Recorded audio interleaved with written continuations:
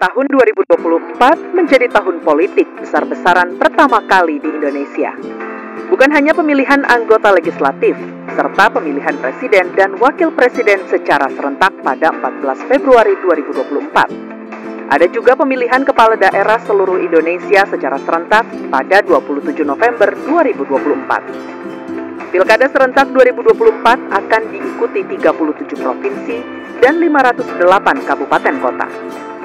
Tahapan Pilkada serentak 2024 sudah berjalan sejak Januari 2024. Secara keseluruhan, dana Pilkada serentak 2024 berasal dari 40% APBD 2023 dan 60% APBD 2024. Komisi 2 DPR RI meminta penyelenggara pilkada di setiap daerah mempersiapkan seluruh teknis tahapan Pilkada serentak 2024 dengan matang.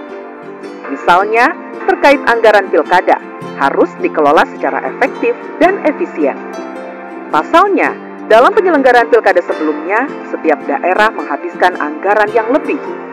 Jumlah DPT per TPS saat Pilkada 2024 sebaiknya dibuat 2 kali dari jumlah DPT saat Pileg dan Pilpres lalu, sehingga jumlah TPS yang disiapkan menjadi lebih sedikit dan alokasi TPS bisa diperkecil.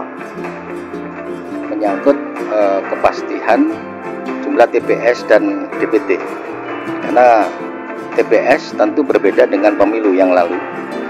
Kalau pemilu yang lalu itu per TPS itu maksimal 300 pemilih, nah sekarang dimaksimalkan menjadi 600.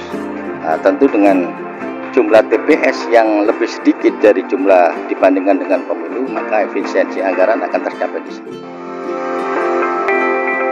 Sosialisasi dan edukasi ke seluruh penyelenggara pilkada juga harus terus dimasifkan agar penyelenggara pilkada tidak melanggar peraturan pemilu yang sudah ditetapkan. Selain itu, agar penyelenggara pilkada mampu bersikap tegas dalam mengantisipasi seluruh potensi kerawanan selama penyelenggaraan pilkada serentak. Banyaknya pejabat daerah yang akan berkompetisi pada Pilkada serentak 2024 harus menjadi perhatian besar Bawaslu di seluruh daerah untuk meningkatkan pengawasan. Bawaslu harus berani menindak tegas berbagai pelanggaran dari Pilkada 2024 tanpa adanya intervensi dari pihak manapun. Apalagi banyak petahana atau incumbent kepala daerah yang akan mencalonkan diri kembali pada Pilkada 2024. Pengawasan yang tegas dan netral oleh Bawaslu ikut mendukung terciptanya Pilkada serentak 2024 yang jujur dan adil, serta menghasilkan kepala daerah yang berlegitimasi baik. Bagaimana KPU Pusat, Bawaslu RI untuk bisa menertibkan organ-organ yang ada di daerah. KPU, Bawaslu, dan pemerintah bersikap tegas, setidaknya kepada oknum-oknum penyelenggara di daerah yang memiliki kinerja tidak baik, bahkan mencederai demokrasi dengan melalui kelembagaan DKPP untuk bisa ditindak tegas. Bisa menimbulkan kong kali kong lagi tugas Bawaslu ini. Itu saja mungkin dari saya. Berapapun banyaknya pasalnya, bagaimanapun peraturan-peraturannya, tapi kalau pihak Bawaslu tidak melaksanakan dan DKPP tidak melaksanakan tugasnya dengan baik, maka itu tidak akan bisa maksimal.